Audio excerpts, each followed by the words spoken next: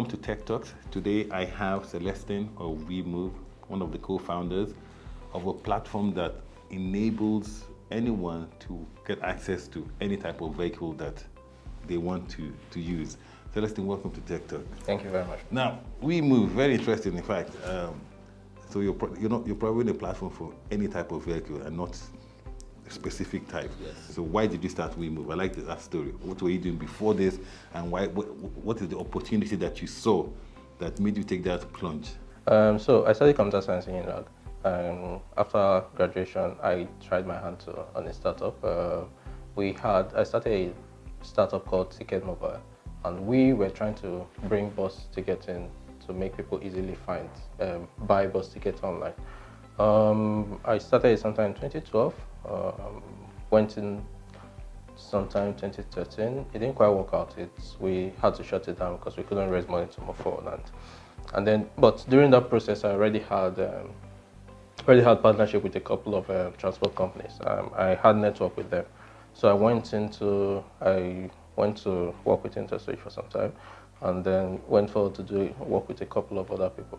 So sometime in 2016, a friend of mine, one of my classmates from school, was having his wedding, and we needed to organize the boys to come to go to his wedding. And then Support. Yes. And then what I did then was I leveraged the network I had back then to get 2 vehicles for the trip, right? And then after that, if another friend of mine was having an event at LBS and he needed to get a vehicle to move the guests, and he reached out to me and I did the same.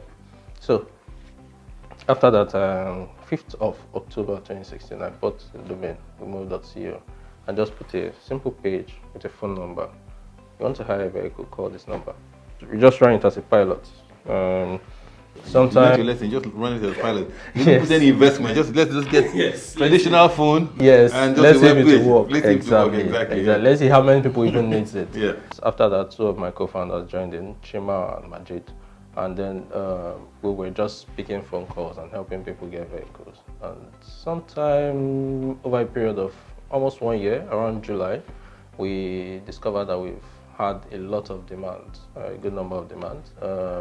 Converted a very small fraction of it, but I mean, people want to hire vehicles, including big multinationals calling us and requesting that they want to hire vehicles.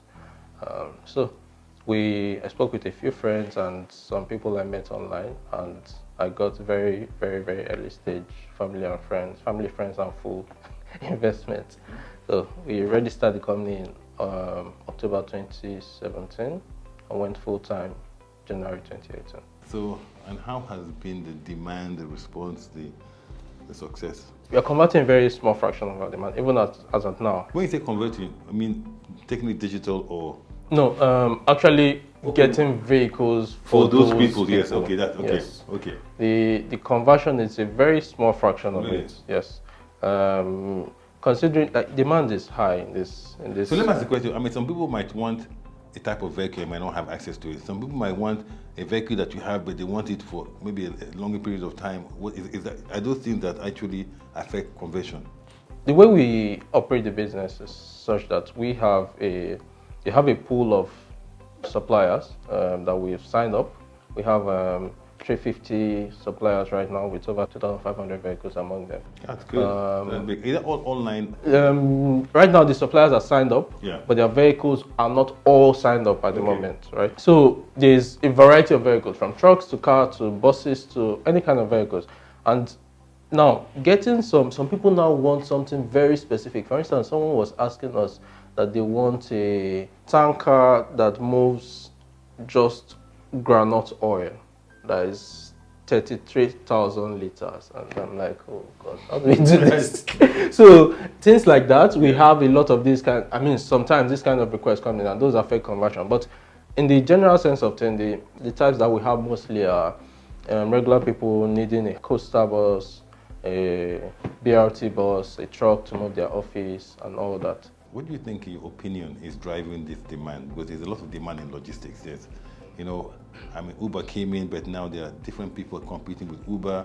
You have Kobo 360, who is sort of a competition of yours because they they do large trucks, which you do. So you're in the space of everyone.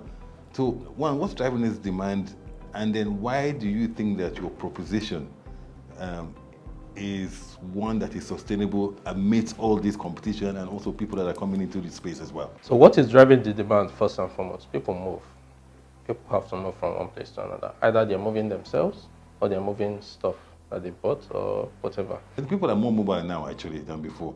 So people don't have offices like before. So I think not just that. Yeah. Even within the local hinterlands and all those villages, when people farm, they have to move things to the market. Or when they get stuff done within a particular place, they have to, when they finish processing, the local processing, they have to move it to where they have to sell. Yeah. Right? But my question is, that has always been there. So is it there are more people selling now? Commerce is actually increasing. The problem is that it hasn't been done efficiently. Okay. Now, there are people who have their vehicles in particular places and don't know exactly how to get value out of those vehicles. Now, when we started up, we were taking just anyone who has a vehicle that he needs to get stuff, and he needs to get, he wants to make money out of that vehicle, bring it on and we'll get people.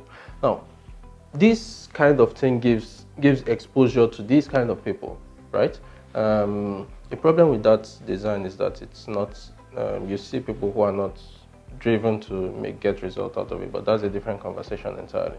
But the point is that these things are not, getting transportation hasn't been as efficient. Imagine a typical scenario, if you want to get someone, if I was a farmer or something, or if I was trying to get people to move something I have, I'd call someone who knows someone who has used someone, or I'll go to the park and go and start haggling with the, the alternative for what I and my friends were facing at that moment was to go to the park and start haggling with some of these vehicle owners. But when you have a platform, like a trusted platform, that is that person that everybody knows that they can go to and get the vehicle that they need, right? Then you don't need to go through all that process of having to go to one place, find someone, who has bought this, who has done that. How do you get people to know about it? How do you get people to trust? And how do you get people to trust in also financing or funding or investing in your organization? So we are still riding the wave of referrals, right? Most of the business we've done is mainly for the fact that we treated some of our customers well and they spoke with us.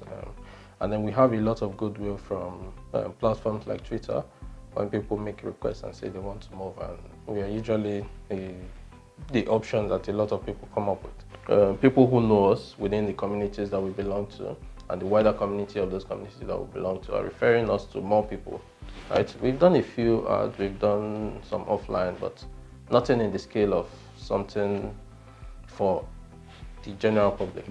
So do you see yourselves as a platform begin to backward integrate? And we've seen people like Amazon now opening, going offline in terms of acquisition.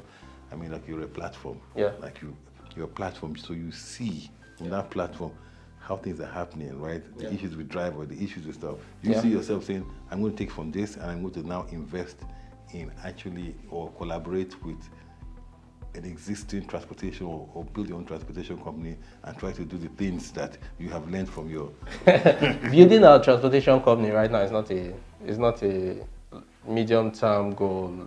It's not something we are looking at doing at the moment. But what is most important for us and for every business is efficiency, right? You need to be sure that when customers come and demand come, they are getting the best results possible, right? And as time goes on, businesses start to notice that places where they've drawn the line, they say, look, okay, this is where our liabilities end and the supplier's liability begins, right? Sometimes they have to revisit that line and say, okay, so what's the problem? What is really happening here, right? I'm not ruling out the option if business requires it, but at the moment, it is not what we are trying to do. Excellent. Celestine, thank you for coming on Tech Turks. It was a good conversation. Great having conversation with you. Thanks.